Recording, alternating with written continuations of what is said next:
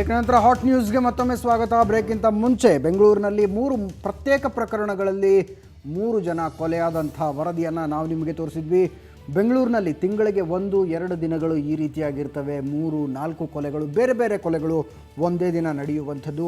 ಹೆಚ್ಚಿನ ಮಾಹಿತಿ ಕೊಡೋದಕ್ಕೆ ನಮ್ಮ ಕ್ರೈಮ್ ರಿಪೋರ್ಟರ್ ರಮೇಶ್ ನ್ಯೂಸ್ ಡೆಸ್ಕ್ನಿಂದ ನೇರ ಸಂಪರ್ಕದಲ್ಲಿದ್ದಾರೆ. ರಮೇಶ್, ಈ ಮೊದಲನೇ ಪ್ರಕರಣದಲ್ಲಿ ಕುಡಿದ ಅಮಲಿನಲ್ಲಿ ಡ್ರ್ಯಾಗ್ ರೇಸ್ ಮಾಡೋದಕ್ಕೆ ಹೊರಟಿದ್ದ 1 ಗಂಟೆ 45 ನಿಮಿಷ ಮಧ್ಯರಾತ್ರಿ ನಡೆದಂಥದ್ದು. ಅಲ್ಲಿ ತನಕ ಕುಡಿತಾ ಇದ್ನ ಇವನು, ಕುಡಿದ ಅಮಲಿನಲ್ಲಿ ಡ್ರ್ಯಾಗ್ ರೇಸ್ ಮಾಡುವಂಥದ್ದು, ಈತನನ್ನು ಅಟ್ಟಿಸಿಕೊಂಡು ಹೋಗಿ ಕೊಲೆ ಮಾಡಿದ ಹಾಗೆ ಅನ್ನಿಸ್ತಾ ಇದೆ. ಏನಿದೆ ಇದ್ರ ಬಗ್ಗೆ ಹೆಚ್ಚಿನ ಮಾಹಿತಿ? ಖಂಡಿತ ಅಜಿತ್, ಇವತ್ತು ಬೆಂಗಳೂರಿನಲ್ಲಿ ವಿವಿಧ ಕಾರಣಗಳಿಗೆ 3 ಬರ್ಬರ ಹತ್ಯೆಗಳು ನಡೆದಿರುವಂತಹದ್ದು. ಅದರಲ್ಲಿ ಪ್ರಮುಖವಾಗಿ ಡಿಜೆ ಹಳ್ಳಿಯಲ್ಲಿ ಒಬ್ಬ ರೌಡಿ ಶೀಟರ್ನ ಬರ್ಬರ ಕೊಲೆ ಆಗಿದೆ. ಆತನ ಹೆಸರನ್ನ ಮೊಹಮ್ಮದ್ ಆಸಿಫ್ ಅಂತ ಹೇಳಲಾಗ್ತದೆ. ಈತನ ವಿರುದ್ಧ ಅಂದ್ರೆ ಈಗಾಗಲೇ 307 ಅಂದ್ರೆ ಕೊಲೆ ಯತ್ನ ಜೊತೆಗೆ ಕಿಡ್ನಾಪ್ ಕೇಸ್ ಅಂತ ಹಲವು ಪ್ರಕರಣಗಳು ಡಿಜೆ ಹಳ್ಳಿಯಲ್ಲಿ ಪ್ರಕರಣ ದಾಖಲಾಗಿದ್ದು, ಈ ನೆಲೆಯಲ್ಲಿ ಜೈಲಿಗೆ ಹೋಗಿ ಕಳೆದ 1 ತಿಂಗಳ ಹಿಂದಷ್ಟೇ ಮೊಹಮ್ಮದ್ ಆಸಿಫ್ ಬಿಡುಗಡೆಯಾಗಿ ವಾಪಸ್ ಬಂದಿದ್ದ. ಸೊ ನಿನ್ನೆ ರಾತ್ರಿ ತಡರಾತ್ರಿವರೆಗೂ ಹೆಬ್ಬಾಳದ ಬಾರೊಂದರಲ್ಲಿ ಕೂತು ಕುಡಿತಾನೆ. ಕುಡಿದಾದ ನಂತರ ಎಣ್ಣೆ ಅಮಲ್ನಲ್ಲಿ ಆತ ಏನು ಡಿಜೆ ಹಳ್ಳಿ ಕಡೆ ಹೋಗ್ತಾ ಸಂದರ್ಭದಲ್ಲಿ ಅಂದ್ರೆ ಮೈನ್ ರೋಡಲ್ಲೇ ವಿರೋಧಿ ಗ್ಯಾಂಗ್ನ ಕೆಲ ಯುವಕರು ಹೋಗ್ತಾ ಇರ್ತಾರೆ. ಅವರಿಗೆ ಚಮಕನ್ನ ಕೊಡ್ತಾರೆ, ಡ್ರ್ಯಾಗ್ ರೇಸ್ ಅನ್ನ ಮಾಡ್ತಾರೆ. ಹಾಗೆ ಜೊತೆಗೆ ಹೋಗ್ತಾ ಇದ್ದಂತ ವಿರೋಧಿ ಗ್ಯಾಂಗ್ ಹುಡುಗರಿಗೆ ಹೊಡೆಯುವಂತಹದ್ದು, ಈ ರೀತಿ ಒಂದು ಚೇಷ್ಟೆಯನ್ನ ಮಾಡ್ತಾನೆ. ಇದರಿಂದ ಈ ಒಂದು ಅವಕಾಶಕ್ಕೆ ಕಾಯ್ತಾ ಇದ್ದಂತ ವಿರೋಧಿ ಗ್ಯಾಂಗ್ ಏನಿದೆ ಆತನನ್ನ ಹಟ್ಟಿಸ್ಕೊಂಡು ಹೋಗಿ ಕೊಲೆಯನ್ನ ಮಾಡಿದ್ದಾರೆ. ಒಟ್ಟಾರೆ ಈತನನ್ನ ಹೊಡಿಬೇಕು ಅನ್ನುವಂಥದ್ದು ಅಂದ್ರೆ ಈತ ಜೈಲಿಂದ ಹೊರಗಡೆ ಬಂದ 1 ತಿಂಗಳವರೆಗೂ ಕೂಡ ಒಂದು ಅವಕಾಶಕ್ಕಾಗಿ ವಿರೋಧಿ ಗ್ಯಾಂಗ್ ಕಾಯ್ತಾ ಇದ್ರು ಅನ್ನುವಂಥದ್ದು ಕೂಡ ಈಗ ಮಾಹಿತಿ ಇರುವಂತಹದ್ದು. ಅಂತ ಒಂದು ಅವಕಾಶ ಅಂದ್ರೆ ಸುಮ್ಮನಿರ್ಲಾರ್ದಲ್ಲೇ ಇರುವೆ ಬಿಟ್ಕೊಂಡ ಅನ್ನೋ ಹಾಗೆ ಈ ಮೊಹಮ್ಮದ್ ಆಸಿಫ್ ನಿನ್ನೆ ರಾತ್ರಿ ವಿರೋಧಿ ಬೆಣಗವನ್ನ ಈತನೇ ಹೋಗಿ ಕೆಣಕ್ತಾನೆ. ಆ ಸಂದರ್ಭದಲ್ಲಿ ಈ ಅವಕಾಶವನ್ನ ಕಾಯ್ದಂತ ವಿರೋಧಿ ಗ್ಯಾಂಗ್ ಏನಿದೆ ಸುಮಾರು 2 ಗಂಟೆ ಸುಮಾರಿಗೆ ಈತನನ್ನ ಬರ್ಬರವಾಗಿ ಹತ್ಯೆ ಮಾಡಿರುವಂತಹದ್ದು. ಒಟ್ಟಾರೆ ರಮೇಶ್, ನೀವು ಹೇಳುವಂಥದ್ದು ಬೈಕ್ನಲ್ಲಿ ಡ್ರ್ಯಾಗ್ ರೇಸ್ ಮಾಡೋದಕ್ಕೆ ಹೋಗಿ ಅವ್ರಿಗೆ ಚಮಕ್ ಕೊಟ್ಟ, ಸಿಟ್ಟಿಗೆದ್ರು ಅನ್ನುವಂಥದ್ದು ಕೊಲೆಗೆ ಆ ಕ್ಷಣದ ಕಾರಣ ಮಾತ್ರ. ಆದರೆ ಆತನನ್ನು ಕೊಲ್ಲೋದಕ್ಕೆ ತುಂಬ ದಿನಗಳಿಂದ ವಿರೋಧಿಗಳು ಹೊಂಚು ಹಾಕ್ತಾ ಇದ್ರು ಅಂತೀರಿ? ಖಂಡಿತ ಅಜಿತ್, ಅಂದ್ರೆ ಈತನ ಆ ಏರಿಯಾದಲ್ಲಿ ಬೆಳೀತಾ ಇದ್ದ ಅಂದ್ರೆ ಈತ ಶಿವಾಜಿನಗರದ ಇಂದ್ರೀಸ್ ರೌಡಿ ಇಂದ್ರೀಸ್ ಅನ್ನುವಂಥದ್ದು ಸಹಚರಾಗಿದ್ದ. ಈತನ ವಿರುದ್ಧ ಹಲವಾರು ಕೇಸುಗಳು ಡಿಜೆ ಹಳ್ಳಿಯಲ್ಲಿ ಮತ್ತೆ ವಿವಿಧ ಠಾಣೆಗಳಲ್ಲಿ ದಾಖಲಾಗಿದ್ದು. ಅದರ ಈತನ ವಿರುದ್ಧ ಒಂದು ವಿರೋಧಿ ಗ್ಯಾಂಗ್ ಆಕ್ಟಿವ್ ಆಗಿ ಕೆಲಸವನ್ನ ಮಾಡ್ತಾ ಇತ್ತು. ಅಂದ್ರೆ ಒಂದು 307 ಕೇಸಲ್ಲಿ ಏನು ಭಾಗಿಯಾಗಿದ್ದ, ಆ ಕೇಸಿನಲ್ಲಿ ಅಂದ್ರೆ ವಿರೋಧಿ ಗ್ಯಾಂಗ್ ಉಟ್ಕೊಂಡಿತ್ತು. ಮತ್ತೊಂದು ಕಿಡ್ನಾಪ್ ಕೇಸ್ ಕೂಡ ಈತನ ಮೇಲೆ ಇತ್ತು. ಅಂದ್ರೆ 307 ನಲ್ಲಿ ಕೇಸಲ್ಲಿ ವಿರೋಧಿ ಗ್ಯಾಂಗ್ ಏನಿತ್ತು, ಆ ಗ್ಯಾಂಗ್ ಈತ ಹೊರಗಡೆ ಬಂದ ನಂತರ ಇದನ್ನ ಹೊಡಿಲಿಕ್ಕೆ ಒಂದು ಸಣ್ಣ ಅವಕಾಶಕ್ಕೆ ಕಾಯ್ತಾ ಇದ್ದು. ಅಂದ್ರೆ ಅದಕ್ಕೆ ನಾ ಹೇಳಿದ್ದು ಅಂದ್ರೆ ಸುಮ್ಮನಿರ್ಲಾರ್ದನ್ನ ಇರುವೆ ಬಿಟ್ಕೊಂಡ ಅನ್ನಂಗೆ ವಿರೋಧಿ ಗ್ಯಾಂಗ್ ಅನ್ನ ಈತನೇ ಕೆಣಕ್ತಾನೆ. ಕೆಣಕಿ ಅಂದ್ರೆ ಡ್ರ್ಯಾಗ್ ರೇಸ್ ಮಾಡೋದ್ರೆ ಕುಡಿದ ಅಮಲಲ್ಲಿ ಡ್ರ್ಯಾಗ್ ರೇಸ್ ಮಾಡುವಂತ ಸಂದರ್ಭದಲ್ಲಿ ಬೈಕಲ್ಲಿ ಹೋಗ್ತಾ ಇದ್ದಂತ ವಿರೋಧಿ ಗ್ಯಾಂಗ್ಗಳನ್ನ ಕೂಡ ಇವನು ಅಂದ್ರೆ ಹೊಡೆಯುವುದು ಅಂದ್ರೆ ಅದನ್ನ ಅವ್ರನ್ನ ಮುಟ್ಟಿ ಮತ್ತೆ ಅವರ ಬೈಕ್ಗಳಿಗೆ ಚಮಕನ್ನ ಕೊಡ್ತಾನೆ. ಸೊ ಇದು ಅಂದ್ರೆ ಅವಕಾಶಕ್ಕೆ ಕಾಯ್ತಾ ಇದ್ದಂತ ವಿರೋಧಿ ಗ್ಯಾಂಗ್ ಅದನ್ನ ಹಟ್ಟಿಸ್ಕೊಂಡು ಹೋಗಿ ಮಾರಕಾಸ್ತ್ರಗಳಿಂದ ಅಂದ್ರೆ ಬರ್ಬರವಾಗಿ ಕೊಲೆ ಮಾಡಿರುವಂತಹ.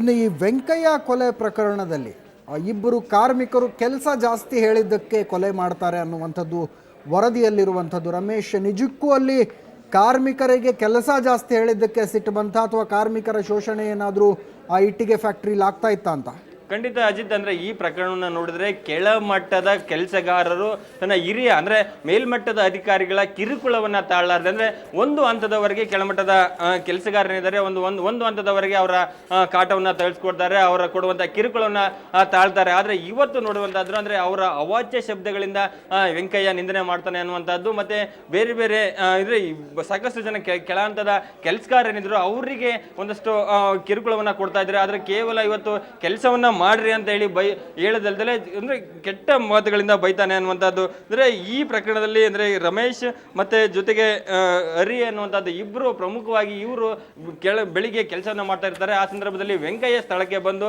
ಅವರ ವಿರುದ್ಧ ಅಂದ್ರೆ ಅವರಿಗೆ ಕೆಲಸವನ್ನ ಮಾಡ್ರಿ, ನೀವು ಸರಿಯಾಗಿ ಕೆಲಸ ಮಾಡೋದಿಲ್ಲ ಅನ್ನೋದು, ನಾವು ಕೆಲಸ ಮಾಡ್ತಾ ಇದೀವಿ ಅನ್ನುವಂತ ಮಾತನ್ನ ಹೇಳಿದ ಸಂದರ್ಭದಲ್ಲಿ ಅವರಿಗೆ ಅವಾಚ್ಯ ಶಬ್ದಗಳಿಂದ ಕೆಟ್ಟ ಪದಗಳನ್ನ ಬಳಸಿ ಅದನ್ನ ಕೊಲೆ ಅಂದ್ರೆ ಬೈತಾರೆ. ಆ ಸಂದರ್ಭದಲ್ಲಿ ವೆಂಕಯ್ಯ ಕೂಡ ಅಂದ್ರೆ ಅವರ ವಿರುದ್ಧ ರಚಿಗೆ ಹೇಳ್ತಾನೆ. ಅಂದ್ರೆ ಅವರಿಗೆ ಇನ್ನಷ್ಟು ಬೈಯುವಂತದ್ದರ ಮುಂದೆ ಹಲ್ಲೆ ಮಾಡ್ಲಿಕ್ಕೆ ಮುಂದಾಗ್ತಾನೆ. ಆ ಸಂದರ್ಭದಲ್ಲಿ ಹರಿ ಮತ್ತೆ ರಮೇಶ್ ಆತನ ಮೇಲೆ ತಿರುಗಿ ಬೀಳ್ತಾರೆ. ಆ ಸಂದರ್ಭದಲ್ಲಿ ಇತರೆ ಕೆಲಸಗಾರರು ಕೂಡ ಹರಿ ಮತ್ತೆ ರಮೇಶನಿಗೆ ಸಹಕರಿಸ್ತಾರೆ. ಅಂದ್ರೆ ಅವ್ರನ್ನ ಹೊಡೆಯುವ ಸಂದರ್ಭದಲ್ಲಿ ಅವರು ಕೂಡ ಹೊಡಿತಾರೆ ಅನ್ನೋದು. ಸದ್ಯಕ್ಕೀಗ ಹರಿ ಮತ್ತು ರಮೇಶ್ ಅರೆಸ್ಟ್ ಆಗಿದ್ದಾರೆ, ಉಳಿದವರು ಅರೆಸ್ಟ್ ಆಗೋದು ಬಾಕಿ ಇದೆಯಾ ಹೇಗೆ ಈ ಪ್ರಕರಣ? ಖಂಡಿತ ಅಜಿತ್, ಅಂದ್ರೆ ಈ ಪ್ರಕರಣದಲ್ಲಿ ಇಂದು ಜಗಳ ಸ್ಟಾರ್ಟ್ ಆಗ್ಲಿಕ್ಕೆ ಹರಿ ಮತ್ತೆ ರಮೇಶ್ ಅವರ ಜೊತೆಗೆ ಚಕಮಕಿ ಸಣ್ಣ ಜಗಳ ಕಾರಣ ಆಗಿರುವಂತದ್ದು ಅನ್ನೋ ಒಂದು ಮಾಹಿತಿಯ ಮೇಲೆಗೆ ಬಾಗ್ಲೂರು ಪೊಲೀಸರು ಹರಿ ಮತ್ತೆ ರಮೇಶ್ನನ್ನ ವಶಕ್ಕೆ ತೆಗೆದುಕೊಂಡಿದ್ದಾರೆ. ಜೊತೆಗೆ ಈ ಒಂದು ಗಲಾಟೆ ಸಂದರ್ಭದಲ್ಲಿ ಇತರೆ ಸಹ ಕೆಲಸಗಾರರೇನಿದ್ರು ಅವರು ಕೂಡ ಅವ್ರ ಮೇಲೆ ಹಲ್ಲೆ ಮಾಡಿರುವಂತದ್ದು. ಅಂದ್ರೆ ಒಂದು ಫ್ಯಾಕ್ಟರಿಲಿ ಕೆಲಸ ಮಾಡುವಂತಹ ಪ್ರತಿಯೊಬ್ಬ ಕೆಲಸಗಾರರು ಎಲ್ಲ ಕೆಲಸಗಾರರು ಒಬ್ಬನ ವಿರುದ್ಧ ತಿರುಗಿ ಬೀಳ್ತಾರೆ ಅಂದ್ರೆ ಅವನು ನೀಡುವಂತಹ ಕಾಟ ಅಥವಾ ಕಿರುಕುಳ ಎಷ್ಟರ ಮಟ್ಟಿಗಿತ್ತು ಅನ್ನುವಂತಹದ್ದು ಇಲ್ಲಿ ಪ್ರಮುಖವಾಗಿ ವ್ಯಕ್ತ ಆಗ್ತಿರುವಂತದ್ದು. ಸೊ ಈಗ ಏನು ಅಂದ್ರೆ ಈ ಜಗಳ ಸ್ಟಾರ್ಟ್ ಆಗ್ಲಿಕ್ಕೆ ಹರಿ ಮತ್ತು ರಮೇಶ್ ಪ್ರಮುಖ ಕಾರಣ ಆಗಿದ್ರು. ಅವ್ರನ್ನ ಅರೆಸ್ಟ್ ಬಂಧನವನ್ನು ಮಾಡಿದ್ದಾರೆ. ಖಂಡಿತವಾಗಿ ಈ ಪ್ರಕರಣದಲ್ಲಿ ಕೊಲೆ ಕೇಸಿನ ತನಿಖೆ ನಡೆಸುವಂತಹ ಪೊಲೀಸರು ಅಲ್ಲಿ ಎಷ್ಟು ಜನ ಕಾರ್ಮಿಕರಿದ್ರು, ಅವರನ್ನು ಎಷ್ಟು ತಾಸು ದುಡಿಸಿಕೊಳ್ಳಲಾಗ್ತಾ ಇತ್ತು, ಅವರಿಗೆ ಸಂಬಳ ಎಷ್ಟು ಕೊಡಲಾಗ್ತಾ ಇತ್ತು ಅನ್ನಲ್ಲೂ ಕೂಡ ತನಿಖೆ ಮಾಡಬೇಕಾಗತ್ತೆ ಖಂಡಿತವಾಗಿಯೂ ರಮೇಶ್. ಇನ್ನು ಮುಂದಿನ ಪ್ರಕರಣ ಒಬ್ಬ ಗೃಹಿಣಿಯ ಕೊಲೆ ಪ್ರಕರಣ ಏನಿದೆ, ಇದರಲ್ಲಿ ಗಂಡ ಅರೆಸ್ಟ್ ಆಗಿದಾನೋ ಇಲ್ವೋ ಅನ್ನೋದು ಸ್ವಲ್ಪ ಕನ್ಫ್ಯೂಷನ್ ಇದೆ ರಮೇಶ್. ಖಂಡಿತ ಅಜಿತ್, ಅಂದ್ರೆ ಈ ಒಂದು ಕೆಜಿಹಳ್ಳಿಯಲ್ಲಿ ನಡೆದಿರುವಂತಹದ್ದು ಈ ಪ್ರಕರಣದಲ್ಲಿ ನಿಜಕ್ಕೂ 18 ವರ್ಷ ಸುಖ ಸಂಸಾರ ಮಾಡಿದ ಒಬ್ಬ ಪತ್ನಿಗೆ ಅನುಮಾನವನ್ನ ಪಟ್ಟಂತ ಗಂಡ ಏನಿದ್ದಾನೆ ರಾತ್ರಿ ಬರ್ಬರವಾಗಿ ಹತ್ಯೆ ಮಾಡಿರುವಂತಹದ್ದು ಪ್ರಕರಣ ಇಲ್ಲಿ ನಾವು ನೋಡಬಹುದಾಗಿದೆ. ಅಂದ್ರೆ ಈ ನಿನ್ನೆ ರಾತ್ರಿ ರಿಜ್ವಾನ್ ತಾಜ್ ಅನ್ನುವಂತಹ ಮಹಿಳೆಯನ್ನು ಕೊಲೆ ಮಾಡಿರುವಂತದ್ದು. ಆಕೆಯ ಗಂಡ ಇಮ್ತಿಯಾಜ್ ತಾಜ್ ಅನ್ನುವಂತಹ ವ್ಯಕ್ತಿ ಕೊಲೆ ಮಾಡಿರುವಂತದ್ದು. ಅಂದ್ರೆ 18 ವರ್ಷ ಆಗಿದೆ, ಇವರಿಗೆ ಇಬ್ರು ಮಕ್ಕಳು ಕೂಡ ಇದ್ದಾರೆ. ಈ ಒಂದು ಸಂಸಾರದಲ್ಲಿ 18 ವರ್ಷಗಳಿಂದ ಸುಖ ಸಂಸಾರ ಮಾಡ್ತಾ ಇದ್ದಂತ ಈ ಕುಟುಂಬದಲ್ಲಿ ಒಂದು ಅನುಮಾನ ಗಂಡನಿಗೆ ಬರ್ತದೆ. ಅಂದ್ರೆ ತನ್ನ ಹೆಂಡತಿ ಬೇರೊಬ್ಬನ ಜೊತೆ ಅನೈತಿಕ ಸಂಬಂಧವನ್ನು ಹೊಂದಿದ್ದಾಳೆ ಅನ್ನುವಂತ ಒಂದು ಸಣ್ಣ ಅನುಮಾನ ಆತನಿಗೆ ಉಟ್ಕೊಳ್ತದೆ. ಆ ಸಂದರ್ಭದಲ್ಲಿ ಆತ ಪ್ರಿಪೇರ್ ಆಗಿ ಬರ್ತಾನೆ. ನಿನ್ನೆ ರಾತ್ರಿ ನಡೆದಿರುವಂತಹ ಘಟನೆಯನ್ನ ನಾವು ನಿಜಕ್ಕೂ ನೋಡೋದಾದ್ರೆ ಅಜಿತ್, ಅವನು ಪ್ರಿಪೇರ್ ಆಗಿ ಬಂದಿರುವಂತಹದ್ದು. ಅಂದ್ರೆ ತಾನು ಹೆಂಡತಿಯನ್ನ ಕೊಲೆ ಮಾಡ್ಲಿಕ್ಕೆ ಒಂದು ಚಾಕನ್ನ ತೆಗೆದುಕೊಂಡು ಪ್ರಿಪೇರ್ ಆಗಿ ಬರ್ತಾನೆ. ಅಂದ್ರೆ ತನ್ನ ಇಬ್ರು ಮಕ್ಕಳೇನಿದ್ದಾರೆ ಅವ್ರಿಗೂ ಕೂಡ ಅವ್ರ ಮಕ್ಕಳು ಇಷ್ಟಪಡುವಂತ ಎಲ್ಲ ತಿನಿಸುಗಳನ್ನ ಮತ್ತೆ ಕೂಲ್ ಡ್ರಿಂಕ್ಸ್ ಆಗಿರ್ಬೋದು ಅವ್ರಿಗೆ ಇಷ್ಟಪಡುವಂತ ಎಲ್ಲದನ್ನು ತಂದು ಅಂದ್ರೆ ಅವರಿಗೆ ಅವರ ಎಲ್ಲ ಆಸೆಗಳನ್ನ ಈಡೇರಿಸ್ತಾನೆ ಮಕ್ಕಳ.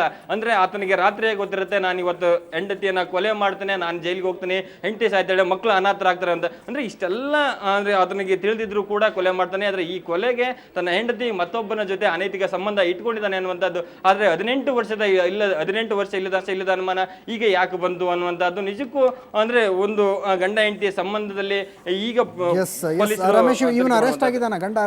ಇಲ್ಲ ಅಜಿತ್. ಅಂದ್ರೆ ಅಂದ್ರೆ ಏನು ಪ್ರಿಪೇರ್ ಆಗಿ ಬಂದಿದ್ದ ಕೊಲೆ ಮಾಡ್ಲಿಕ್ಕೆ, ಅಂದ್ರೆ ಕೊಲೆ ಮಾಡಿದ ನಂತರ ಪರಾರಿ ಆಗಿರುವಂತಹದ್ದು. ಕೆಜಿಹಳ್ಳಿ ಪೊಲೀಸರು ಈತನಿಗಾಗಿ ಹುಡುಕಾಟವನ್ನು ನಡೆಸ್ತಾ ಇದ್ದಾರೆ. ಸೊ ಇದು ಬೆಂಗಳೂರಿನಲ್ಲಿ ನಡೆದಿರುವಂತಹ 3 ಪ್ರತ್ಯೇಕ ಕೊಲೆಗಳ ಬಗೆಗಿನ ವರದಿ ಆಯಿತು. ಬ್ರೇಕ್ನ ನಂತರ ಇವತ್ತು Arvind Kejriwal Confederation of Indian ಇಂಡಸ್ಟ್ರೀಸ್ನಲ್ಲಿ ಮಾತನಾಡಿದ್ದಾರೆ. ಹಾಟ್ ನ್ಯೂಸ್ನ ಆರಂಭದಲ್ಲಿ ನಾನು ಹೇಳಿದ ಹಾಗೆ ಅದೊಂದು ಸಂವಾದದ ಕಾರ್ಯಕ್ರಮ.